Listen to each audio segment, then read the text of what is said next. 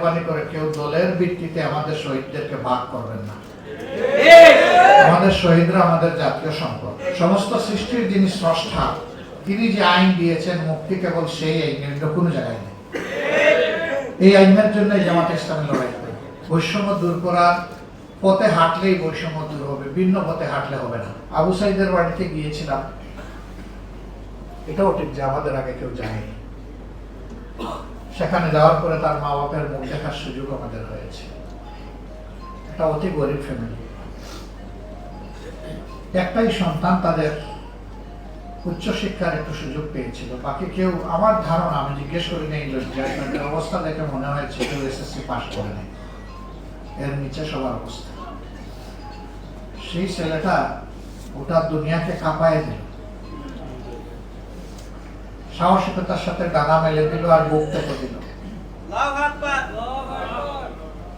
সে আশা করেছিল যে তার দেশের পুলিশ অন্তত তার বুকে গুলি মারবে না, কিন্তু একটা, দুইটা, তিনটা মামলা মেরে শেষ করে দিল ছেলেটাকে।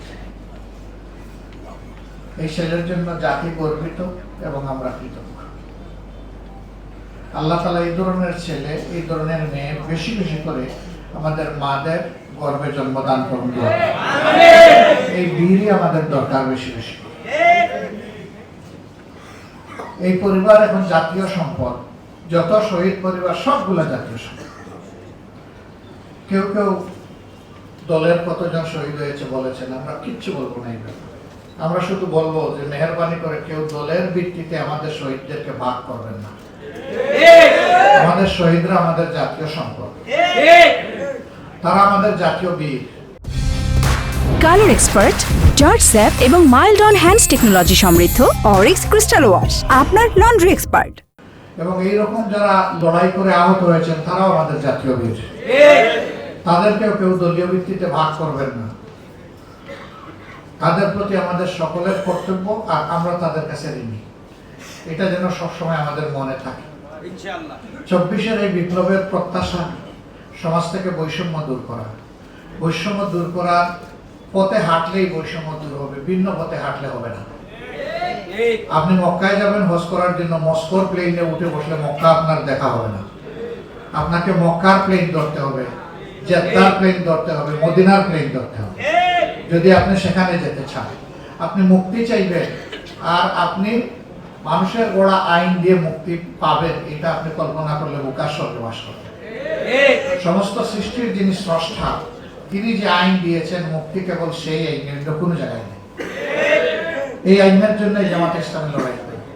অন্যরা কি জন্য লড়াই করেন তারা বলতে পারবেন, তবে তাদের সাথে একান্ত আলোচনায় অনেকে বলেন যে ভাই, আমি যদি না থাকি আমার দল দিয়ে কি হবে?